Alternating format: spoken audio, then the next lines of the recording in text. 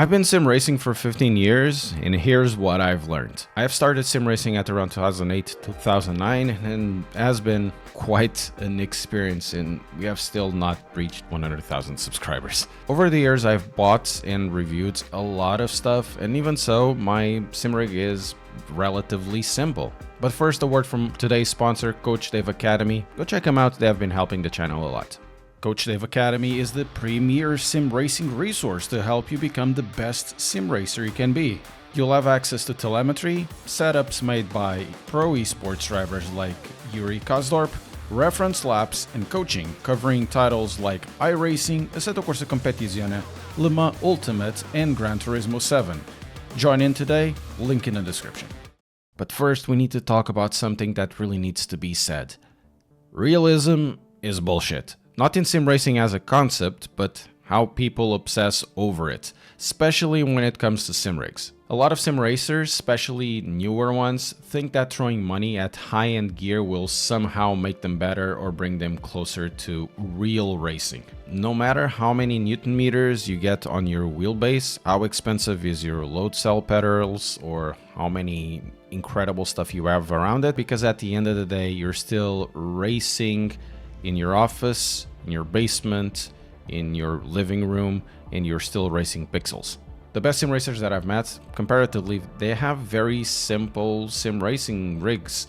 They have a solid chassis, rigid, that doesn't have much flex. They have decent enough wheelbases and decent enough rigs. Generally, they go for simplicity and speed. These sim racers aren't really obsessed about their sim rigs. They practice, they train, they use telemetry like Coach Dave Delta.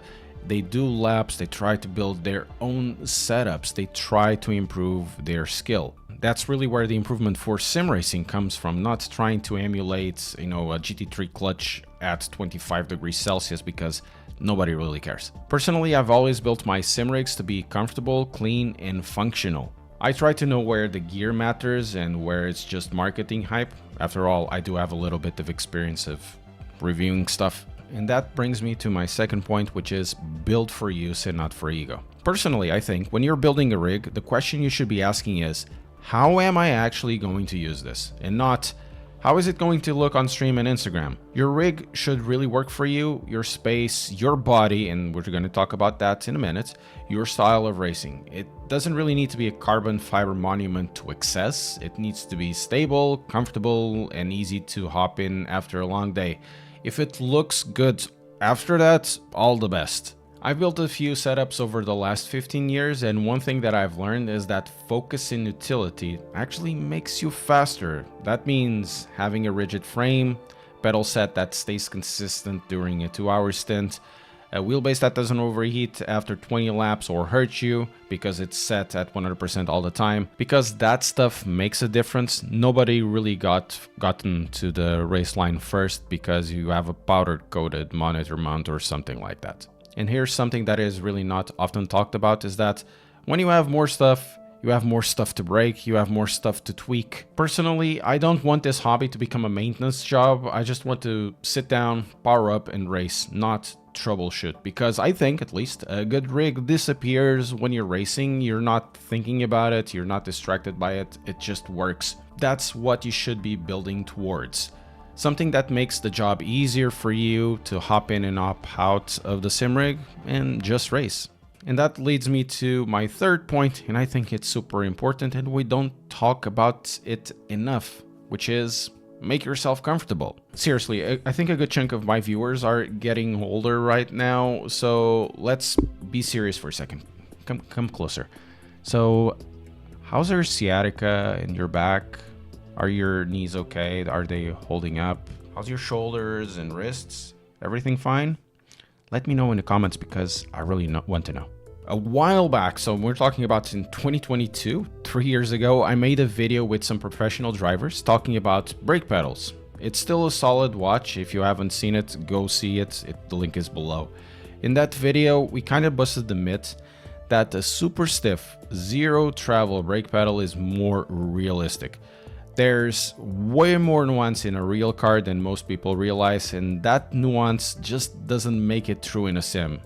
It really can't. Also, each driver will set their brake pedals in different ways in the sim. But here's the important part, and if you take just one thing about this video, it should be this. In the race for more, and by more in sim racing I mean more Newton meters, more kilos in your load cell, or more pascals in your hydraulics, more stiffness, and being really hardcore about racing in your sim racing seat, it comes at a cost. And I'm not meaning financial, because that is obvious, but the cost is actually physical. Just because something is used in a racing car, it doesn't mean it should be used on your sim rig or at the same level or in the same way, because in most cases the way you think you're setting up your sim racing rig based on a real car is actually not correct. And even if it was, you shouldn't be doing it if your backs or knees or shoulders don't love you already. So do you have knee problems? You need to ask yourself and be really sincere. Do you really need to get that load cell or a hydraulic set at that high of a level? Do you have shoulder or wrist problems?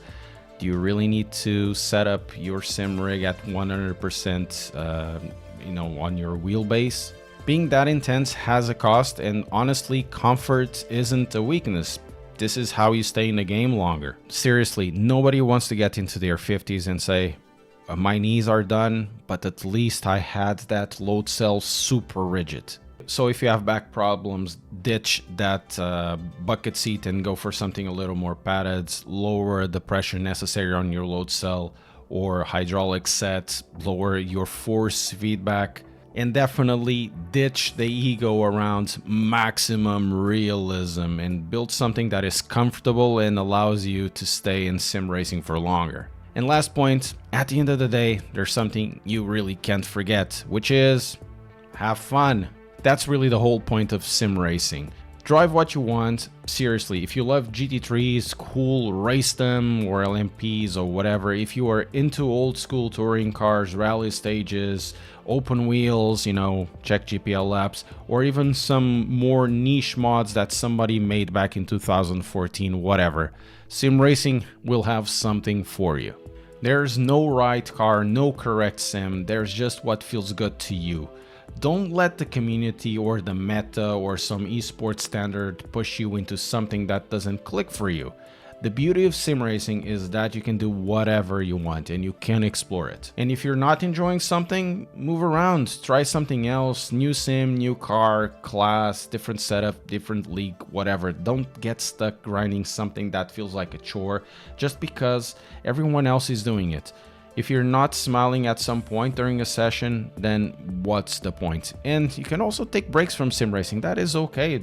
Use something else. I have a lot of fun with Baldur's Gate, Cyberpunk, Helldivers 2, and even Astrobot. That thing kicks ass. I've been doing this for 15 years, and the times that I remember the most is when trying to get for a 7th or 8th position, not really the top because I'm really not that fast, or doing some endurance with a couple of friends of mine, or driving some Japanese cars in a Japanese road. So that stuff is the stuff that stays with you, not really spending this amount of money in a rig. So have fun, drive what makes you happy. If you're not happy with the meta, just screw it. You don't need to spend that much money in sim racing anyways. If you have a controller, it should be more than enough for most of people, at least to try it. If you need to try Gran Turismo, forget what people say about, Gran Turismo isn't really sim. Just have fun. Thanks for watching my TED Talk. Don't forget to press like and subscribe.